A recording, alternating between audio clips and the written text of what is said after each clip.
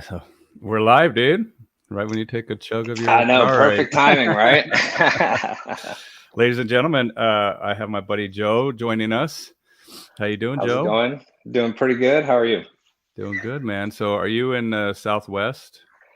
Yeah, so I'm currently in Chandler, Arizona. Do you know why? Um, I just looked at the cactus in the back yeah, there. yeah, Yeah. man. Yep, the desert. It's actually funny. It's so that poster was actually warped from the heat in transit. Oh, imagine So, that. so if you look here, you can see how it's all kind of warped on one side just from the heat. So it's kind of perfect and fitting. Cool, man. Well, But I'm going to share this real quick. I have it on my Bow Wow Bill page and my YouTube page. yep. And if you guys have not subscribed, go to my YouTube channel and subscribe. But I'm going to share this on my personal page. And you were just saying that you're in Chandler, Arizona. Do you want to give Yep. everybody a kind of a quick introduction and let them know what you're all about, Joe? Yeah. So I'm Joe Hodge. I train dogs professionally. Just started going out on my own back in November. Before that, I was the lead trainer at one of the top or one of the bigger board and train facilities in the East Valley of Phoenix for top dog boarding and training. Before that, I went to art school. Really? Before What? that, I was in the military. I was part of the 375 Army Ranger Regiment. And before that, I was kind of doing little odds and ends jobs. But What were you into art school for? yeah, so after transitioning out of the military, I was really struggling with kind of trying to figure out which direction I wanted to go. And I already had my bachelor's in business management. Oh, wow. Okay. And so I knew I didn't want to go corporate and kind of get an MBA or anything like that. And so I was like, what's the funnest way to use my GI Bill? And that's like art school. So I essentially took 2 years and had never done really anything in art prior to that, but was just like, let's give it a shot and kind of enjoy and kind of explore a different avenue of things. And it really helped me transition kind of out of the military because it was kind of, just opening up my brain kind of more in a more creative way. Now knowing a lot of the science, I realized I was activating kind of the seeking kind of part of my brain, Okay. instead of kind of in the fear, rage, panic, Right. and kind of high Okay. stress, adrenalized state. And so, and then after that, my wife was like, "Why don't you train dogs? That was something you enjoyed kind of dabbling in the military and that kind of stuff." And my view at that time was working at PetSmart or being a canine handler. I didn't realize there was an in between. And so I was like, I don't want to work at PetSmart, and she was like, well, you'd make more there than being an artist. So then I started to, kind of look into it a little bit more, kind of went to a couple different schools and kind of been doing it since. So what schools did you go to? So first I went to Animal Behavior College in California. It was Okay. kind of a 5-month course. And it just gave me kind of a baseline. They went over, classical conditioning, operant conditioning, um, general pet obedience. There was nothing I would say super advanced with that school, but it gave me a good baseline to kind of build off of. Um, and then I went to AK9I, which was a canine handler kind of course for Okay. 3 months. Started to learn about scent work, levels of protection and those kind of things, or bite work, and really kind of picked up that kind of caught my attention. Really enjoyed that, and then went to the NAPOPO schools. Nice. How did you find about Napopo? So I started listening to the Canine Paradigm podcasts, and then did a couple private Zoom calls with Pat Stewart. Started talking to him, Awesome. picking his brain. I did his online course Okay. and just wanted to dig in a little bit more. And then once I found out that Bart and Michael were going to be closing the schools, I sold my truck and used that to kind of pay for it. So yeah, dedication, man. mhm. Committed. Well, speaking of which, I want to back up a little bit. So you were, in fact, in the Army. You went through Ranger School, Yep. and then what happened? You got into an accident. Is that what happened? Yeah. So um, before joining the Army, I got what's called an Option 40 contract. So it's a kind of streamlined contract to go into Ranger Regiment. Now you obviously have to, pass the criteria to get there, but you do your basic training, you go to airborne school, then you go through a selection course now called RASP. And then from there, you go into regiment. And then once you're there, you have 2 years to go to Ranger School and pass. And Ranger School, anybody really in the military can go to that school. It's a leadership course.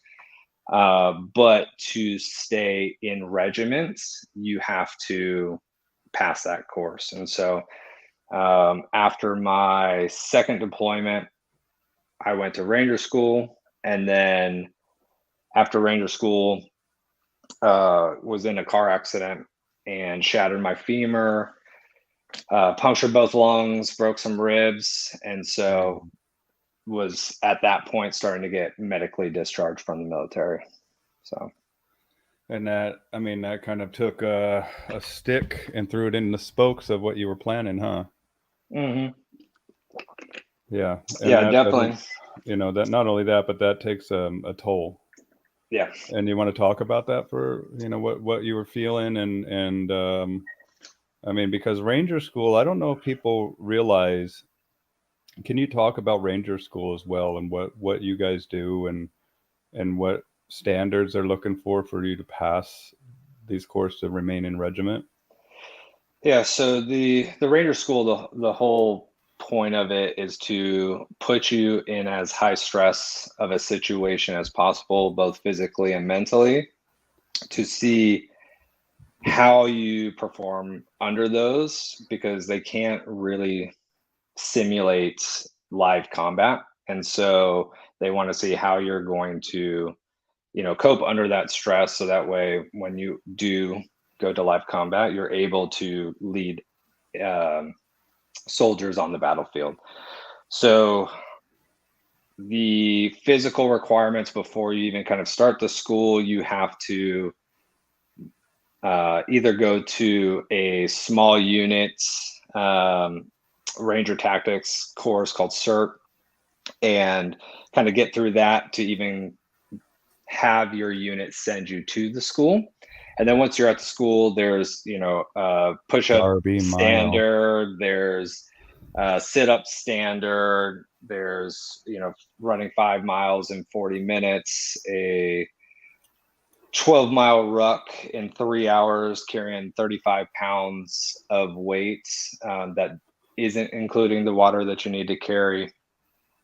And so once you pass that, then you can kind of start the course. And then from there, there's, the Darby Mile. And then there's What's the 3 Darby phases. Mile? Is that what they're doing right there? Yeah. So it's essentially just a bunch of obstacle courses. And you get paired with somebody, and both of you have to kind of complete that to move on to the next thing. Oh, damn, dude. And really, they're just trying to physically exhaust you and kind of push the limits to see if you're going to quit. So when you get physically exhausted, what made you keep going, man? What was the thing that you tapped into? Was it something? I mean, do you feel like you have a natural stamina? And by the way, if you guys can see at the title of this, Army Ranger School, the toughest combat course in the world, even tougher than the SEALs. Like they talk about the Ranger course is it tries your stamina, it tries your mental will. There's so many things about this, and I've just been so intrigued about guys that kind of get through this. And once I found out that you were one of them, I wanted to definitely chat to you about this. So yeah, absolutely. What is it within you that do you think that made you successful? So I come from a family that has kind of a background in the special operations community. So I have cousins that have gone through it. My dad was in special forces. My brother is also, went through Ranger school as well. So I think part of that family kind of standard set, so to speak. And it was never pressure that you need to go to the school or you need to join the army or anything like that. But it was once I made that choice and made that commitment to go, I knew there wasn't any kind of coming back kind of from that without passing. Yeah. So I think that was a level of motivation, but that's only going to go so far once you're in it to a degree, right? Absolutely. So then what I was always looking at was I would select one person. So whether it was like on a road march, whether it was on a run, doing an obstacle course, whatever, I would select one person and I would just go, that person's not going to beat me. So I'm not focused on getting to the end. I'm just focused on beating that person. And then when that person drops out, then I just pick a new person. Yeah. And then I'm not going to let that person go so far without, me kind of getting there with them or beating them. So that success by approximation, kind of, so to speak, it was kind of using that to a degree of just going, I'm just not letting this person. So you do it all, man. Airborne, you're crawling around the swamps, 24/7. How long did they keep you guys up for? Do you remember? So it depends on the day. So there's 2 field exercises in Darby, and I can't remember the length of time that you're out there. And then there mountains phase in Dahlonega. There's I think 1 5-day, and then in Florida, I think there's 1 10-day. How long is the school in total? Do you know? 62 days, I believe, Wow. if I remember correctly. And so some of it is, your kind of preparation for going out into the field, and they're still mentally and physically kind of taxing you during that time. But then once you go out into the field, that's really when you're getting your kind of pass fail opportunities, where you get put into kind of a leadership position. And you'll get certain missions and you'll be either a team leader, a squad leader, platoon leader, different things like that. And you have specific objectives that you have to go and do. And then if you pass that, then you kind of move on, so to speak.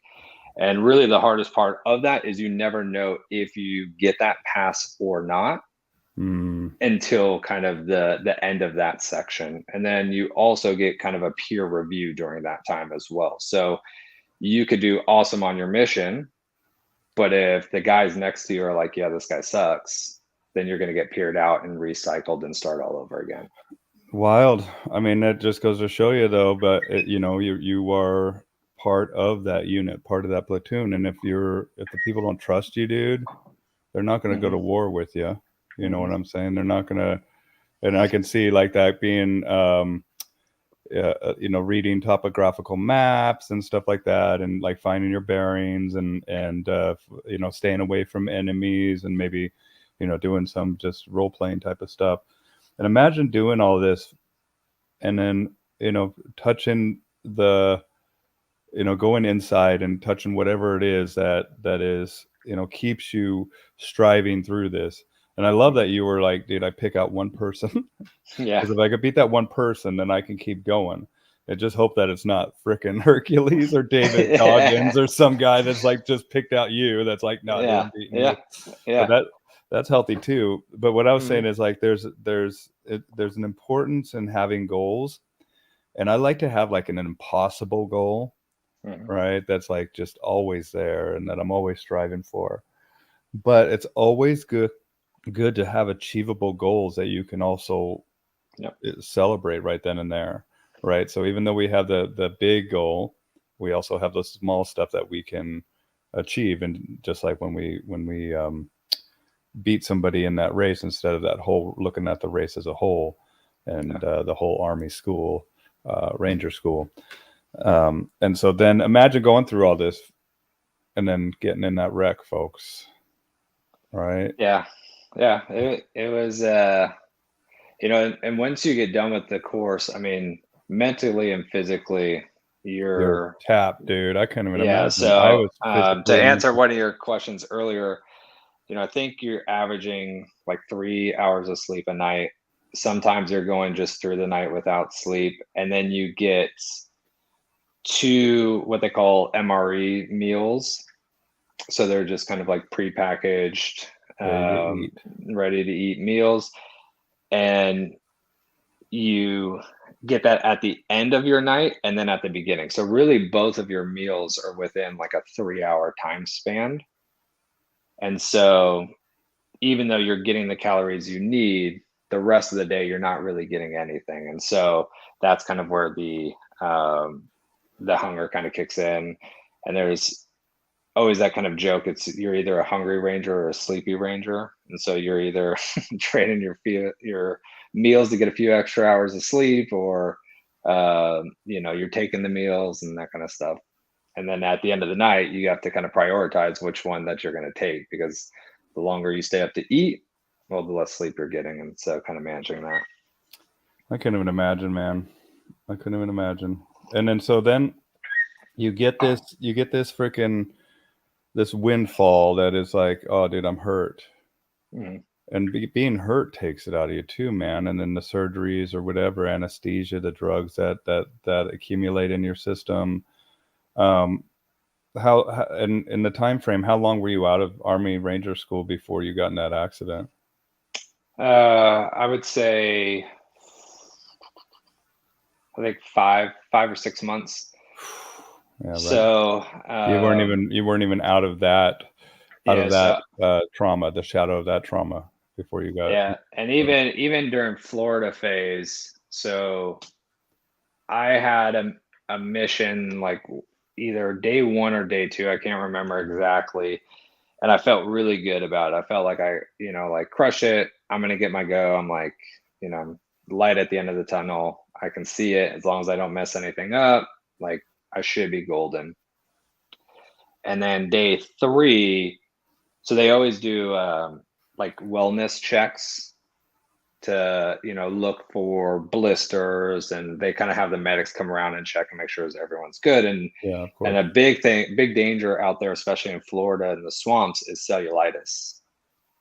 And so, which is an infection under the skin. If people don't know that, it's an infection under the skin, and a lot of times when you get it, they're going to draw around it, and then they can keep on checking to see if it's grown. So day 3, my knees started to get red. They started to get kind of inflamed, and I knew I had it. And I knew if I went and got medically checked, that I would get dropped from the course. Well, not dropped, but like recycled, and I'd have to do the phase again. Right. And then the risk of that is, okay, if you get recycled and then your mission doesn't go the way you want it to go, then you can get kind of recycled or dropped from that. Yeah, endlessly. Yep. Yeah. So I was like doing different things to kind of bounce around, avoid the medics, during that time. And so by day 10, like my knees and legs were like swollen really bad. And we got done with the last mission. I was like, cool, good. We got on kind of the Humvees. We're like on our way back. I'm like, cool, I'm golden now. And then they have this little surprise surprise scenario. It's an IED kind of fake attack on the Humvee, and then you have to trek all the way back to the base camp. And so it was kind of like that, done. And then I was like, all right, here we go. And so trekked all the way back, and then when I got there, I was like, all right, are we done? Like, are we for sure done? And they're like, yeah, you're good. Like, you guys made it through. You're done with the field. All right, need a medic. And so I wasn't even in my class photo, because I spent like the next 2 days in the hospital getting like Inter- IVs and yeah, yeah. antibiotics and that kind of stuff. And they're like, yeah, you're dumb. Like you could have lost your leg if this kept going. I was like, well, And gotta it go. can be as simple as just your fabric rubbing on your from running and shit, you know, or you Yeah, get like because one little cut, dude, or I yep, mean, because it's or a zipper, you know, a yep. zipper rub it on your elbow or something. I don't know why you'd have a zipper on your elbow, but I'm just thinking out Yeah, loud, you know. yeah, And but so I mean, even after when that, you're on the sand on the beach and that kind of stuff, and yeah, yeah, getting wet, you're microabrasion. constantly wet. Yeah, so and then you're always taking a knee, doing something. Um, so yeah, something got in there, and then it kind of swelled up pretty good. But Did you share this by the chance, Joe? no, I I need you did to share it not. so Yeah, let me you see. can have some of your people join us as well. And if you're watching this, share it. Even if you're watching after the fact, share it. This is a good friend of mine. We're going to talk about resilience. I met Joe on Clubhouse. We started chatting it up, right? That's right. And if you guys don't know Clubhouse, join it. I have a dog club on Clubhouse, so it's on the Bow Wow Bill page, and it's also on my personal page. So Sharing it now. so you get cellulitis. You muscle Yeah, through everything. You're quiet. You're not even in your graduation photo because you're in the hospital. yeah. And finally you're done. And then you're out for about 5-6 months and So boom. yeah, so I got done. I think I had a 10-day leave after that to go to my buddy's wedding, and then got back from that, and then we did a training deployment in Korea. So we were there for 2 months, and usually the kind of the cycle of Ranger Battalion is you there's three battalions, right? So there's Savannah, Georgia, there's Fort Benning, Georgia, and Columbus, and then there's Fort Lewis is second battalion. And so when we were in Afghanistan, it was a constant rotation. So Lewis there was McCord up here. yep, Oh, yep, cool. I'll just put that yep. together. And so one of the battalions would be deployed at all times through the year, and you just kind of rotate through. And so you would do a deployment, you would come back, you'd have a little bit of lead time, you would do a training cycle, you'd have a little deployment. You're good.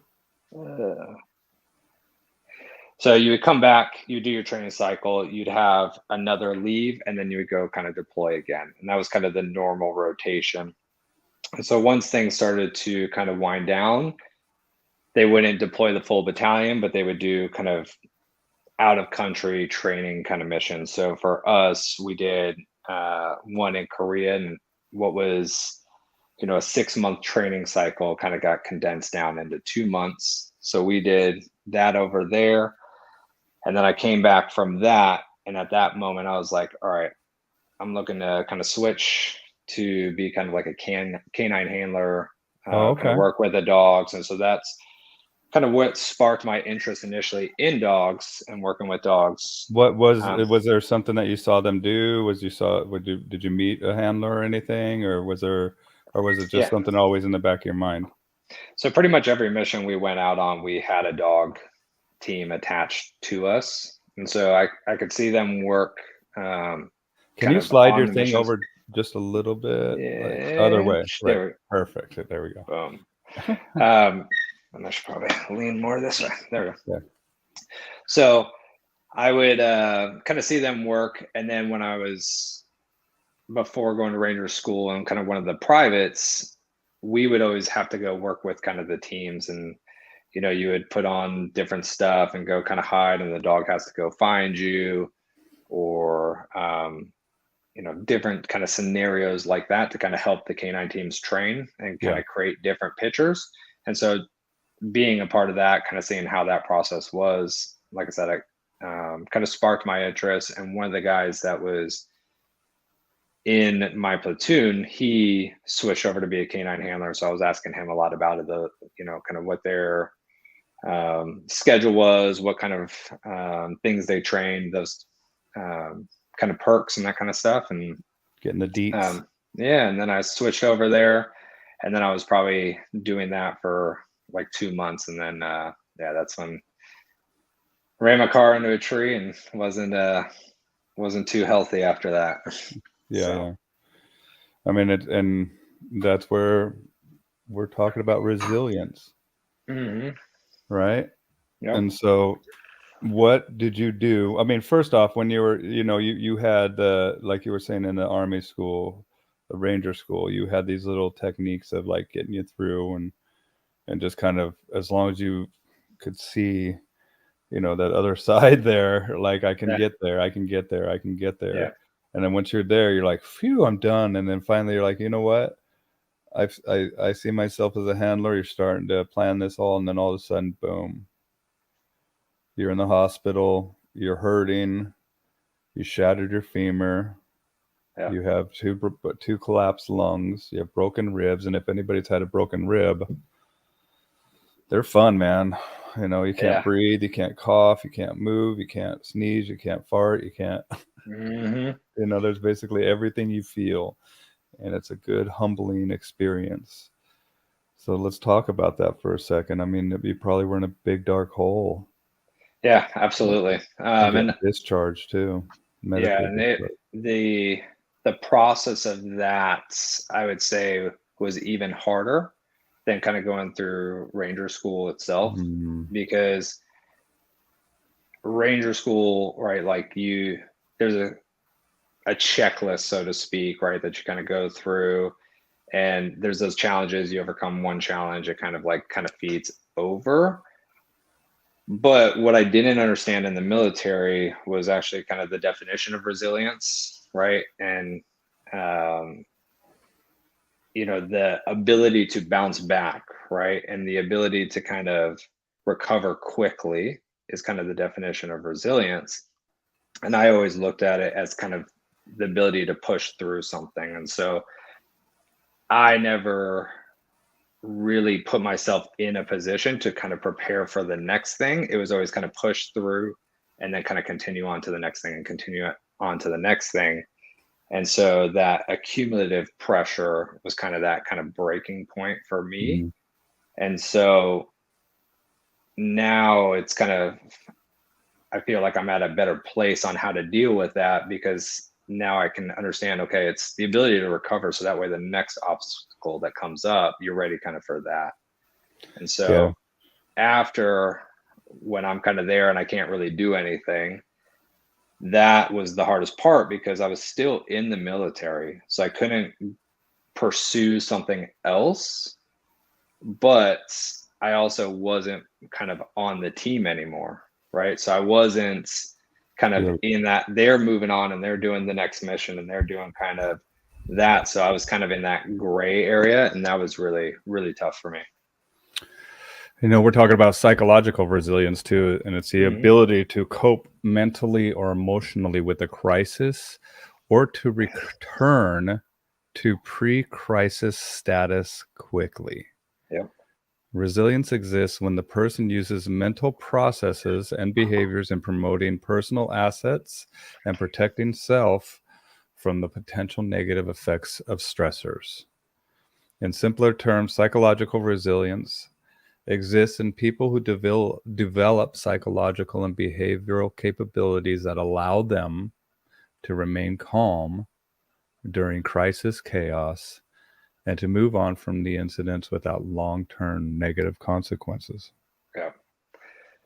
It's a pretty important thing, man, and Mhm. and that's where it's not just, what did you think it was, just Kind of that calm under pressure, right? It's, the ability to kind of push through, right? yeah, And I think that part of it I was very good at, is being able to compartmentalize and go, okay, here's the task at hand. Like that just needs to get done. But then being able to be in a position the next time where the previous thing isn't affecting that. right. And so I would push through things, but I would never allow myself to kind of fully recover back to kind of that neutral level to then push on to the next thing. And so those pressures kind of compounded onto the next, onto the next, onto the next. So do you? Oh, there's Catherine. What's up, Catherine? Um, Do you have like, did you see any therapists? Did Yeah, you? Okay. absolutely. Yeah. That's So, for me, faith was a big one for me that kind of helped me through that. Really kind of connecting um, in my faith at a deeper level, uh, seeing therapists, being able to develop coping skills, you I think it's know. very important, especially for our brothers, fellow men, to realize Mhm. that the potential of help there is out there for just talking about our problems, and also looking at potential traumas that are still unresolved, Yeah. and also looking at forming really strong connections with loved ones, Yeah. and feeling that connection, right? um and I'm glad to hear that. I mean, there's no way, I don't think that you could have gotten through this without therapy, dude. Yeah. I mean, I think Honestly. everybody at some point in their life should, right? I think it's it's just a better understanding of self, right? And how you cope with things, and how to Yeah. process things, and it makes you more efficient. So, and the ability to just get all that stuff off in a place that's kind of a set time, right? Where it's like sometimes just even that, just having a set time where you can just get You stuff can off your brain and just tee it up and boom. Like that's what yeah, I'm yeah, like, and sometimes and I do therapy too. I have a wonderful therapist, and I'm working on myself right now. mhm, And one of the, just like you said, know thyself. mhm, um and and and I won't, I will, like, I'll put things, like, I will save things to talk to her about. And right now, like, I'm kind of figuring it out, dude. Like, I'm kind of figuring out, and with me, my resilience has to do with the fact that, like, I've had a lot of loss in the last few years. Like, I yeah, lost my father and my mother, and then also the trauma of dealing with a sick wife with yeah, cancer and stuff like that, right? And it's yeah, affected me, like, in a way that I'm not, as we were saying earlier, with the psychological resilience. I'm not pre-crisis status right now, right, even now as I speak to you, and so I'm still mhm, working on that. And I think that maybe my pre-crisis status might be a while ago. Like, I think that as I start to work on this, like, I'm starting to work on other things that maybe were just kind of swept under the rug. yep, and and just like we see, like, I see the dust on the, I need a dust in here, but we see the physical buildup of mess, we see the physical garbage, the physical stuff that is left over, the dirty dishes, but we don't see the metaphysical stuff yeah, that is built up, the stuff that we sweep under the rug, and that accumulates until there's a huge pile yeah, of absolutely, junk that we're, it's like a big elephant in the room, man, and we need to go through that. And it's not about obsessing over it. It's about just kind of organizing it and allowing a professional, just like we and mhm, people allow us as professionals to help them with their relationship with their dog. It's allowing a professional to help you with your relationship with yourself. yep. And I think too, a lot of times, like for me, what I struggled with is I would do things to quote unquote relieve stress, but Mm. that would cause more stress, right? I'd be like, all right, I got to go to the gym so that way I can, like, relieve some stress. But then, like, the act of going to the gym then became kind of stressful because I knew like I had to do that to relieve stress, right? And so, like, allowing yourself to be in those places where it doesn't necessarily become like a you have to do this, but it's like actually take the benefit of relieving the stress of that. Like Mm. early on, I was like, all right, I have to meditate and I have to do this and I can't let any thoughts into my head. And then it was like That's meditation stress. was like stressful. And I That's was like, man, right. this like, and I was like, man, meditation doesn't work. Right. So And then look once under I my started to rug. understand, Keep and then once going. I Yeah. understood kind of what the purpose of it was, then I was like, okay, now I'm seeing the benefits. But it's, sometimes when we're trying to uh, put that into a program, so to speak, it takes away kind of the effects that can come from that, so. Well, and know that, look, when you meditate, you don't need to control your thoughts. Yep. And being the need to control your thoughts is your mind trying to circumnavigate the meditational exercise, right? And meditational. But what you do is you observe. Right. And the beautiful thing about us being dog trainers and animal trainers is treat your body like a dog that you're training. Okay. And you start out with 5 minutes and you're going to do a sit stay for 5 minutes. And I use blindfolds because I use the ones that actually allow you to open your eyes. I'll put up a link. I have I'm just not a dog trainer. I'm a stress buster. I create balance. There you go, buddy. Yeah. I love you. Christopher, I love you, dude. And I miss you, and I wanted to have you back on this. If you don't know Christopher, dude, you need to. He's an OG, and he knows his stuff. And if you don't know John, then don't worry about it. Just kidding. John's the man. He's a Marine. So, and we and him shared a room at one of the conferences, and we should do that again. Nice. Maybe, Johnny. Maybe. What were we just talking about? Normal spaces. Speaking of, I'll go ahead. No, go ahead, Joe. I was going to say, speaking of conference, I'm super excited to hear Pat's presentation on pressure, because that kind of correlates, I think, a lot of kind of what we're talking about, the accumulation of pressure before, during, and after. So I'm super pumped to hear that. Well, and that's what it boils down to, dude, is toughness. Toughness. And not only that, and it's like when I say toughness, it's a wobbly term. Like a lot of people hear toughness and they think a bully is like beating the shit out of somebody, or I don't know.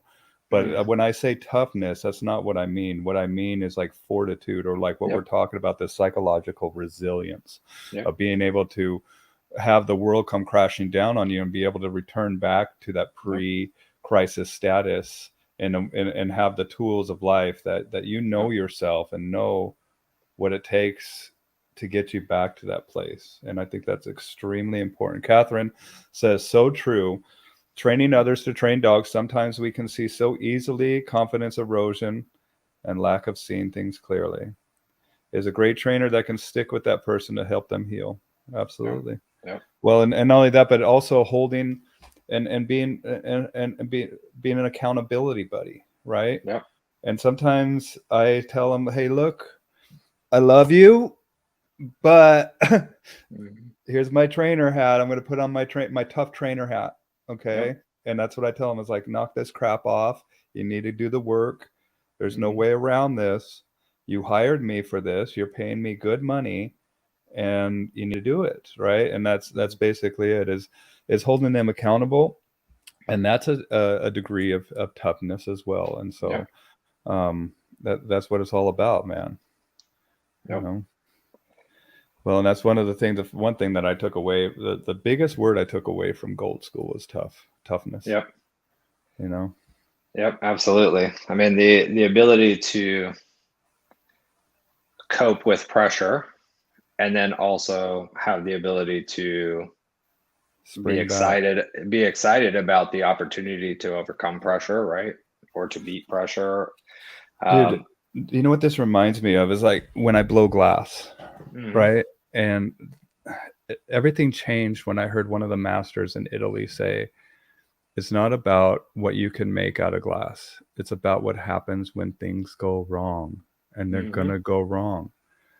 And when I first started blowing glass, man, like I was so intent on the creative process that as soon as something went wrong, I would jump up and down like a little boy screaming, like, no, like I'm throwing a fit like a little kid. Yeah. And then all of a sudden I'm sitting there going, like, dude, I'm throwing a fit like a little kid. This is awesome. Like I'm on something that's stroking my passion. But then I was like, for a second now I know myself. and I'm like, oh, there's something valuable here. I'm hovering over a target that, like, if this is if this is causing this much of a reaction with me, not a response, but a reaction, I need to make this a response. And so through the years of working, dude, when I videotape myself blowing glass, and I'll watch it, and sometimes when something breaks, you'll see me laugh. Yeah. And I'm just like, that's awesome, dude, that I've worked with this so much that as soon as something breaks, not all the time. Yeah. Oh yeah.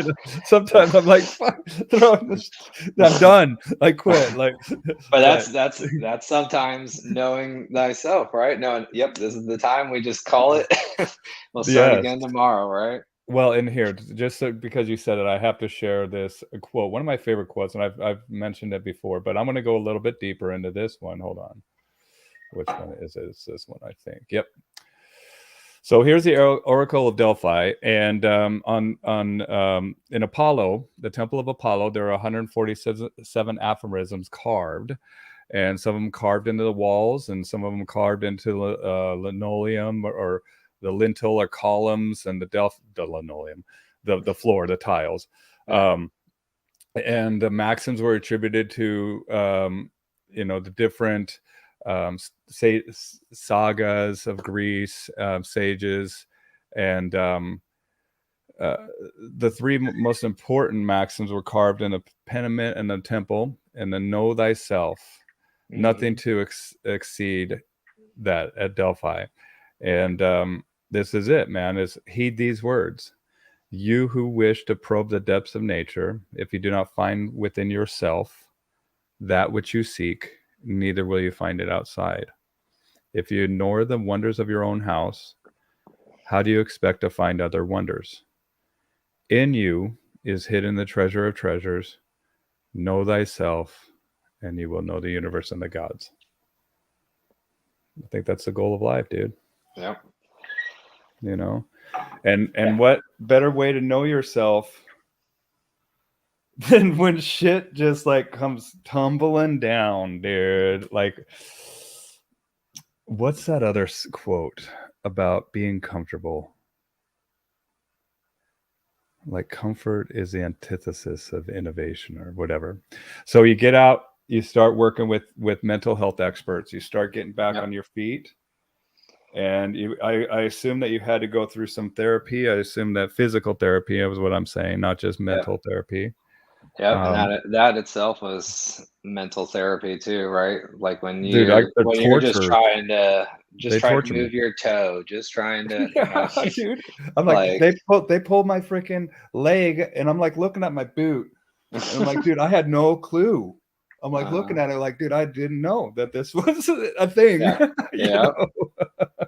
And they're just like talking to me, and I'm like, dude, I can't feel it. They're just like holding it. Yeah. And I busted. I've had surgery on my ankle, my knees, and then so then you start to come back, and you're like, art.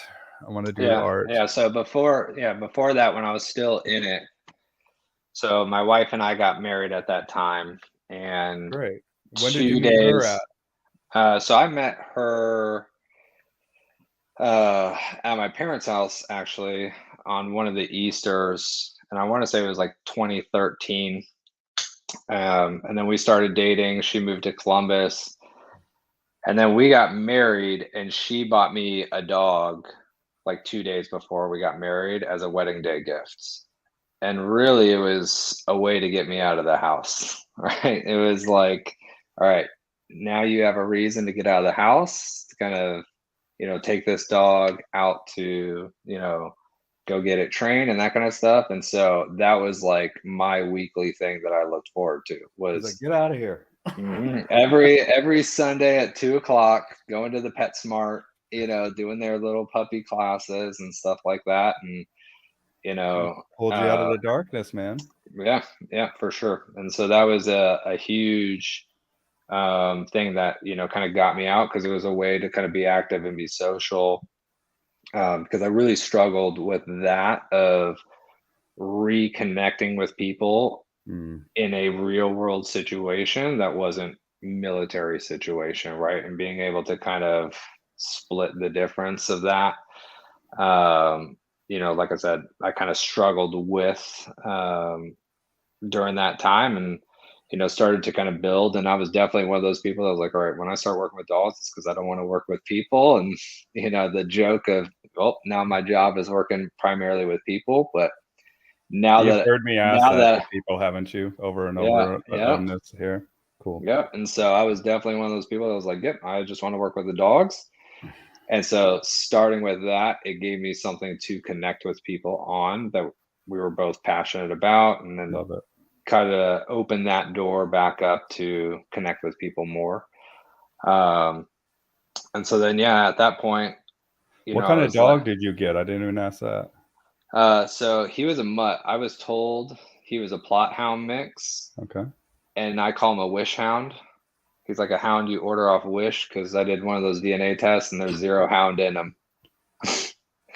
He's like lab, Dutch Shepherd, Pity, Golden, like bunch of other things. Times But 57. yep, exactly. But just an But it all-American mutt. got you out of the house, got you out of your hole. Yep. And as you went through and experienced the training regimen at PetSmart, did you learn there?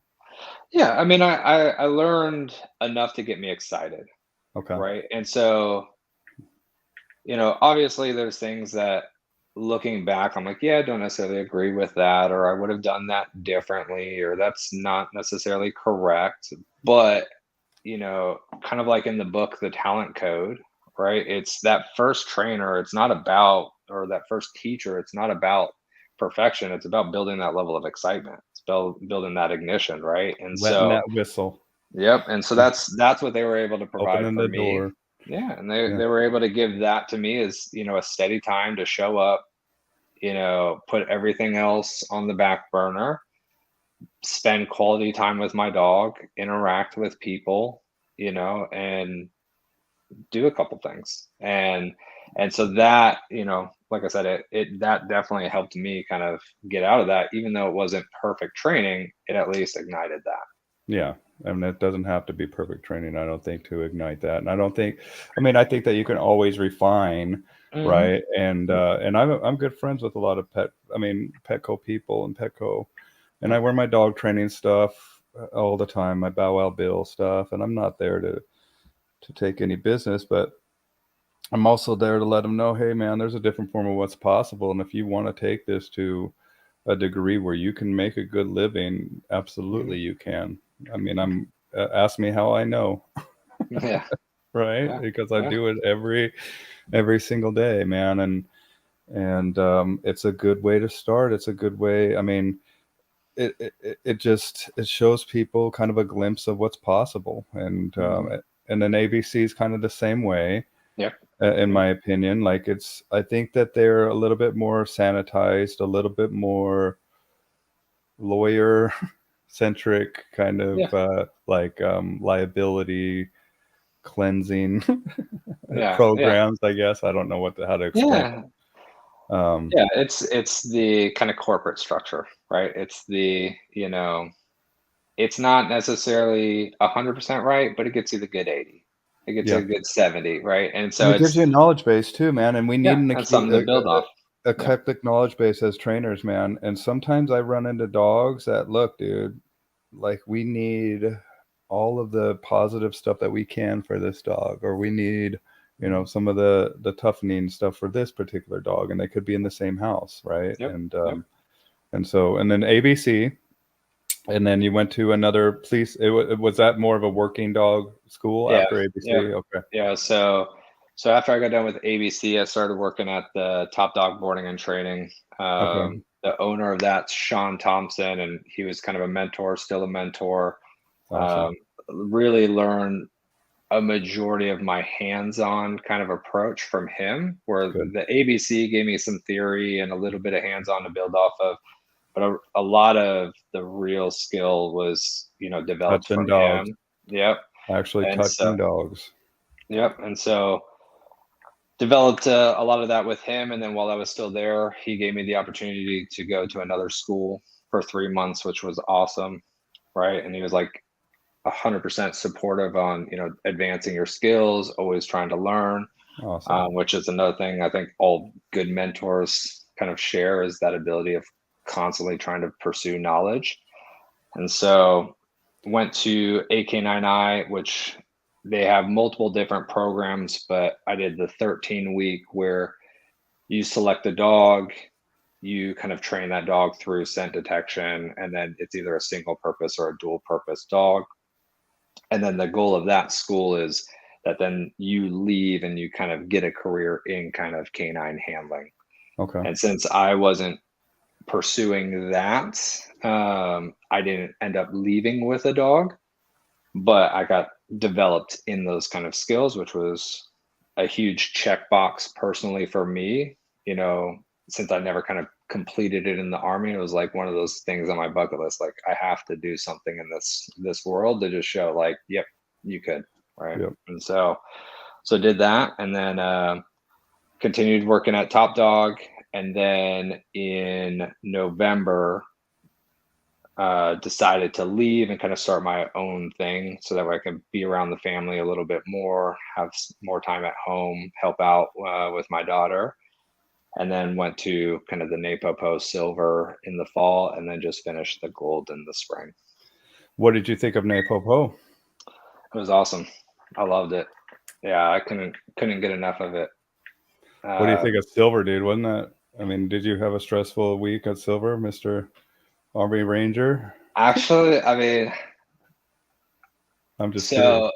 not as much as most people, I think. So, Dude, I stressed my balls off. I was like, dude, what? But I think that because I was a professional before, yeah, and I'm like, I better freaking pass this shit, yeah, dude. And then you're like, I don't know if I'm gonna pass this shit, dude. Every day you're like, I don't know, man. And I think that that's the goal of the program, yeah. is to just kind of make you reevaluate Yeah, yourself. so I think another thing, kind of going back to that resilience, that kind of helps with that, is a level of preparation, right? So it's like that Mm-hmm. ability to prepare for the next thing. And so, um, before even going to silver, I did Pat's course on kind of the Napopo, so I had a level of familiarity with the language. I did a Zoom call with him I have a in question. preparation. Yeah.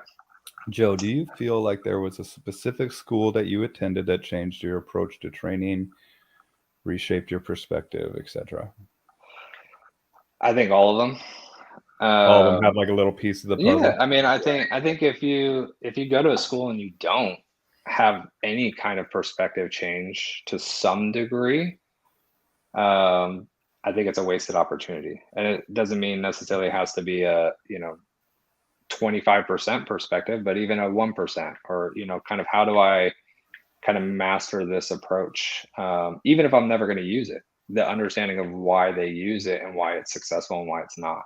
You The know, why is the power behind yeah. it. Why do I do this? Why, it's Hmm. just like in karate. I tell people the Karate Kid, where they paint the fence, wax the car, sand the floor, all that stuff. And then when he shows him the why, Yeah, yeah, then it's like, yeah. then it all comes together, and it's like, oh wow, I have been practicing these fundamentals without even knowing it. And Billy's one of my Patreon supporters. Nice. Thank you, Billy. I appreciate your support, and I'll post up a link for my Patreon. I suck at self promoting, and I think I'm gonna make like a little Patreon commercial or something. I just don't do it. But if you guys are interested, join along. We're gonna be doing some live Zoom calls just for Patreon subscribers, and it's gonna be a great resource, especially for professionals. Um, but yeah, it's that Napopo. Anytime that we go to a school, and this is where I think that people make a mistake, because there's a lot to learn out there, and it can be overwhelming. It can be very daunting.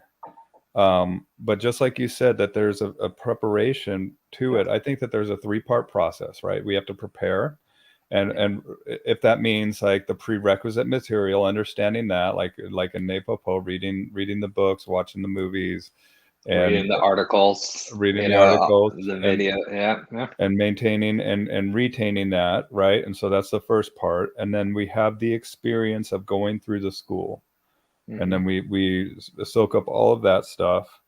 And then that's the second part. So preparing the experience. And then the third part would be the processing afterwards. And that's where I think people make the mistake of not allowing that process and to really, really take hold and be able to apply it in what they do before they're on to the next thing. Yep. Right. And so I think that, just taking that and knowing that it is that 3-part process of preparation, the experience, but most importantly, the processing afterwards that happens, so. And all I did in preparation for that was clicker, making that super strong, clack, clack. Oh, for the gold? For the gold. It was Yeah. all the like super basic stuff that I just tried to make sure that was super solid. So that way, when I got there, I could take advantage of every kind of opportunity that I could. And so, like my dog, he was the mutt who's like 7 years old, and he was able to do the scent work. He was able to do the bite work. He was able to do the tracking. He was able to do that, but it wasn't because he was necessarily a better dog. It was just because, I was doing like I said, the box work, the clack, clack, the clickers, and not really focused on the obedience, but just the stuff that's going to make it able for him to succeed at those kind of things. So, well, the other thing that I tell people is that anytime that I go to a school, I pretend like I just like, poof, I'm a new trainer. I don't know anything. Like I try, because just like when I was talking to Dr. Ravi, any new information, and it's natural for a human being to do this, is first held up against beliefs before it's actually put into the mind to critically think. And so if you already have this subset of beliefs that you're coming into this class with, you're kind of shooting yourself in the foot. You're not going to hear probably 80% of what's presented there because it goes against some belief that you might have. And all so gets filtered out through some type of lens. That's right. And so that's the other thing that I would recommend of these new trainers or even older trainers. When you go to a new class, poof, I'm a brand new trainer. Pretend like you don't know anything. And the best substitution for knowledge is silence. Right. And in Silver School, you're not even allowed to ask questions. Excuse me. I'm coming over getting over a respiratory thing, and so you have to take notes and you have to just kind of assimilate and put it all together. And that learning process can be frustrating, man. Yep. And going back to that question too from Billy, like I think my progression of the schools helped me too. Where it was like I first did like kind of that ABC where it was like general basic kind of foundation, and then went a little bit specialty in a specific area, right? And especially with scent work, right, that helps you read the dog and body language and all of that kind of stuff. So that gave me a very specific skill set that I could work on there. And then when I went to NAPOPO, right, I could use those other things to advance. Whereas if it was in a different order, I may have been way more stressed or, way more lost kind of in certain areas because I didn't have those other things to build on. Cool. So. Makes perfect sense, man. And a lot of this stuff, if you go into, the fire, you like go into like very advanced schools here, it might be over your head. And you need to have kind of a baseline knowledge of, the basics. But that being said, like I thought that I had a really good baseline of knowledge. And then I go to Silver School and I'm like I've always said it in like analogies or whatever, but I've never ever been able to put it in scientific terms until after that school. Now I absolutely can. And that's why I recommend it for people is like, look, dude, this will take your understanding and give you a much more thorough reason of a thorough knowing the why behind a lot of this stuff that we're doing. But also it makes you a better trainer. It makes you your ability to explain this stuff very succinctly and detailed and essentially know what you're doing. Absolutely. Being able to talk about it and do it, right? That's the goal, right? Is to have Talk, kind of both sides of the coin, is where you can kind of explain it in a way where people understand, and then also be able to show them as well. yeah, walk the walk. So do you still have the mutt? I do. Yep. Do you have, what do you see as, what do you want, what's your next dog going to be? I definitely am planning on getting a Mal at some point. So we're expecting our second right now, Yeah, our second you got kid. babies. So that's very exciting and pushes that back a little bit of time. But yeah, the next one will be a Mal. And so really what I'm doing is using kind of my dogs now as kind of preparation for that dog, and just experimenting with different things, trying different techniques, trying different ways. And that's been the benefit of Porter, that mutt, is he's very Swiss Army knife, where he can kind of go like, yeah, what are we doing today? And kind I of love those like go that. with the flow. Doesn't won't win any major titles or anything like that. He's not going to be the best at it, but he's always game. He's like, yeah, man, what are we doing today? Like, we're doing bite work, cool. We're doing scent work, cool. Like, we're doing obedience, cool. So you can just kind of like throw things at him, and he's very forgiving on my mistakes with that. So He's down for whatever. mm-hmm. Well, I think, watch what I talk with Ravi, Dr. Ravi, about, because he was like, dude, my most successful dog, I almost have it like an employee relationship, Uh-huh. where he's out here, and that I can see that being something, because you have your kids and you have your family, and then we have our working dog too. And then also with it's good to have people that also have kids. I don't. You're on your own. But like Pat, I know he has working dogs with his kids. Yep. And as soon as those kids, or as soon as those dogs start acting up in the house, boom, you're put away. And so they start to learn that they need to be calm in order to stick around. Yeah, man. Well, let me know when you want to get your Mal. Do you have some potential dogs? And No, okay. I haven't even started the process of looking, because I already know where that'll lead. So Yeah, you'll just get a dog. Exactly. Just don't start. I think I have somebody that I want to introduce you to. And then I've talked about Tony Anchetta. Yeah. Yep. And the Keeler method of dog training. And that is another thing that I recommend highly to anybody that hasn't been through that course. Yep. A lot of people, they have a misconception of Keeler. They think that it is very harsh, and that is far from what I've experienced going through this school.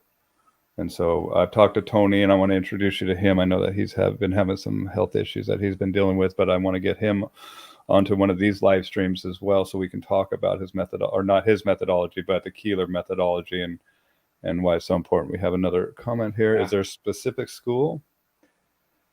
Yeah, and I can answer this one too. But yeah, is there a specific school that you felt taught informed differentiation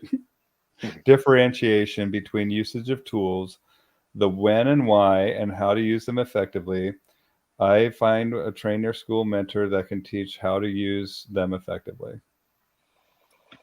I mean, definitely the Napopo school. Napopo, yeah. Changed for sure the way I view tools, and kind of the way pressure and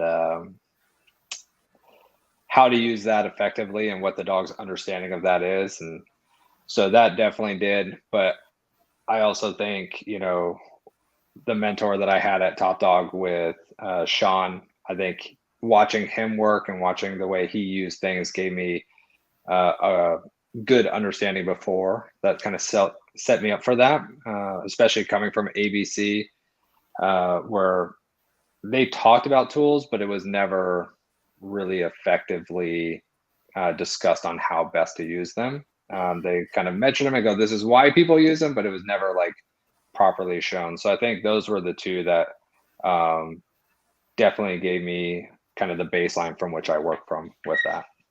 Well, in NAPOPO Gold, you don't just get gold, but you also get an e-collar certification as well. Yep. And Yep. so you do get 2 certificates. So they really, really go through the usage of tools. And not only that, but they'll like sabotage your shit. So they'll be like, everybody out of the room, everybody leave all of your tools here. And then they have you holding the collar. And then they will like they'll light you up, man, if you don't know what you're doing. Yep. And it's going to be a lesson learned. Ask me how I know. The drills. Well, the drills, but Bart lit Yeah. me up. That guy, dude. Yeah. He was like, Bill, you need to participate in this drill. And so I'm like holding it, and the next thing I know, I'm just like, ah! And I'm like I'm connected to somebody, and then I'm watching. I'm like, you hit it, and then I hit it again, and it's Bart the whole time. I'm connected to him, and he's the one hitting me. And I look up at him, and he's like crying. He's laughing so hard, and I'm just like, oh, Bart. But that's just how we learn, man, is through play and through scenarios. But I definitely, Billy, NAPOPO, man. I mean, they're not afraid to really, really get into those tools. But the cool thing about NAPOPO is role playing. Yep. Where they have somebody leave the room, and then they come in, and they're wearing. It's not the dogs; it's people. We're doing it with people, and I think that that's awesome too. That any of these tools that we're going to put on these dogs, we're going to wear and use on ourselves first. Yeah. Right. And so they'll leave the room, and then we have an abstract, like the whole room decides on, okay, we want the person to do this, do that, and do this. And then we use the clicker and the e-collar to shape that behavior. Yep. And to mark it and to reward it once it's achieved. Yeah. That know thyself, when you're the dog, that's when you really learn a lot about you and how you deal with frustration when, the handler is not 100% sharp on their timing and those kind of things, and that level of confusion and frustration and how you cope with that. And then you're like, holy shit, I've done this to it before. Like you're like, it just switches that perspective, right? And I think that that's important. And not just that, but collars, e-collars, leashes, boxes, treat and train. If you guys don't know what a treat and train is, just go buy one, man. It's an essential tool in your toolkit, I believe. Yeah, I just got the dog trophy, and so the dog trophy. It's the ball dropper that's connected to your e-collar that Bart came out with a little while ago. Nice. So I've been playing with that a little bit in conjunction with the treat and train. That's been pretty fun. And that's where, you take this stuff is anywhere you want to go with it, and you use all these tools. And that's what I love about it, is that you went to art school. Well, dude, you're still kind of in art school. And that's a beautiful thing about what we do, is that it's an art and a science. And once you understand the science, then you can really apply the art aspect of it, right? Yep. By being creative and letting the dog become the artist as well, and letting the dog show you how creative they can be. Yeah, absolutely. So you what's the name of your business? Hodge Canine. Let me see your shirt there. Yeah, wearing the shirt. There you it's go. Like the only thing I now wear every day. Constantly bouncing in and out of lessons. So I have a bunch of other clothes, but rarely wear it now. Well, you're a pro now, dude. You're a pro. Right? You're on your own, and right. And I think that you're off to a great start, man. And so you serve Chandler, Arizona. What other areas do you serve? Yeah, so really anywhere in the East Valley of Phoenix. So Phoenix, Gilbert, Chandler, Tempe, Mesa, a little bit in Santan Valley and Queen Creek, but yeah, primarily those areas. Awesome, man. Well, is there any tips or tricks that you recommend to anybody that's starting out as a new dog trainer? Find a mentor, for sure, that you can learn from, that they can, like if I went to the school and got the knowledge, but didn't get the hands-on to learn under, to get kind of that guidance from, I don't think I would still be in the business.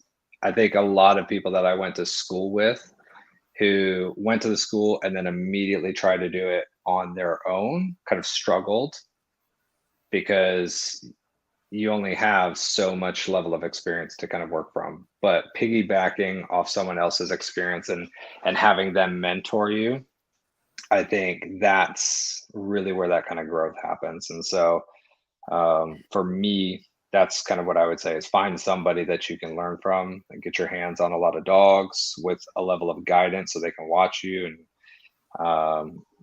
kind of give you those critiques and feedbacks and kind of build from there. And then sky's the limit. Were you paid when you were learning? Yeah. Yep. Okay. So That's another thing that I kind of want to talk about is like sometimes I think that people, you deserve to be compensated financially. It doesn't like there's some trainers that I don't necessarily agree with that only do non-paid, and this is an apprenticeship essentially is what you're saying, is like taking and applying the knowledge with somebody that's kind of guiding you and becoming an apprentice.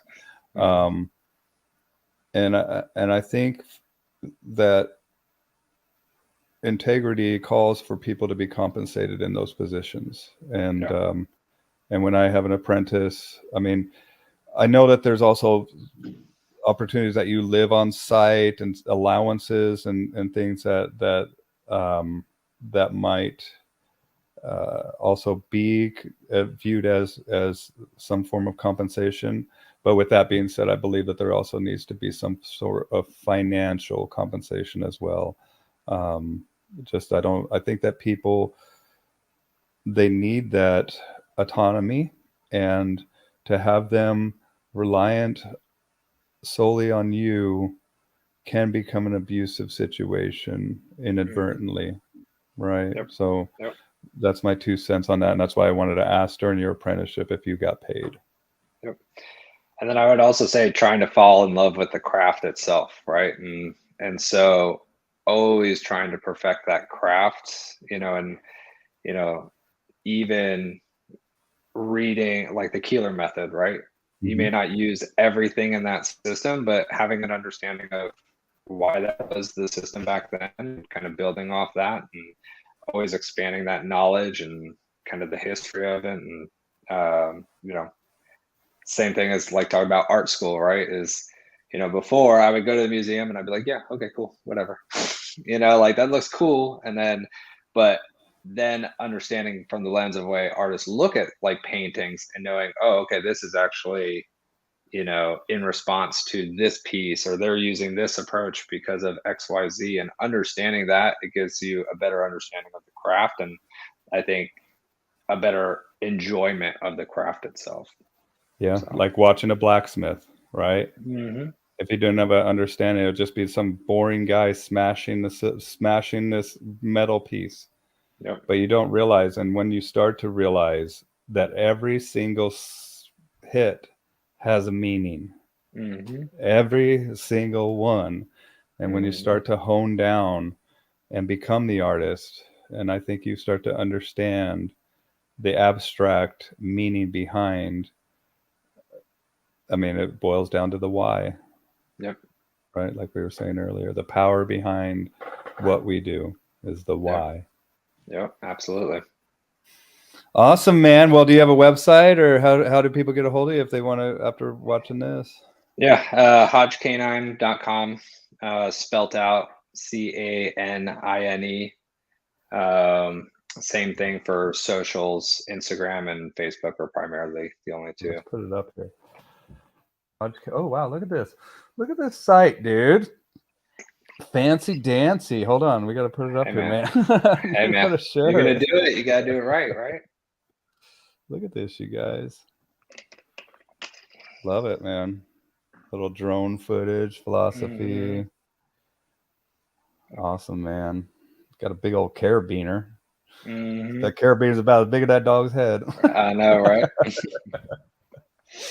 Awesome, man. So I'll put up a link to Joe's website down below, Hodge Canine, and Dude, I see great things for you, man. I And appreciate that.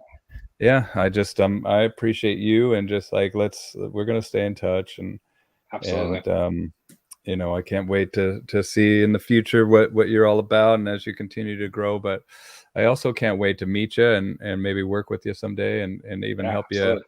find a killer Malinois, you Yeah, know. absolutely, man. I would appreciate it. So I got thank you you. for having me on. It's an honor to be on here, especially with all the guests you have. Little old me makes an appearance. So Whatever, I think. like I said, I appreciate that. Yeah, you got it, man. Well, here Billy says, thanks, Bill and Joe. I appreciate the opportunity to listen in on the conversation. Thank you, Billy, for being here. Thanks for paying attention. And thanks for supporting me on Patreon. And let's say goodbye to everybody, dude. And then I'll say goodbye to you in the studio. All Okay, right, Joe? sounds good. All But right, thanks everybody. thank you guys very much. And remember, resilience is Mhm. something that is powerful, but it means getting back to pre-crisis status.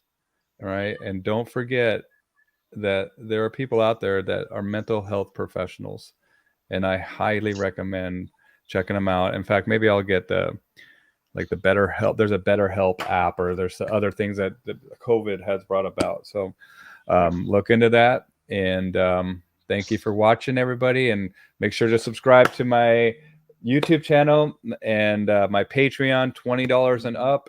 That puts you in the Zoom calls. And have a wonderful day. Bye, All everybody. right, see you guys.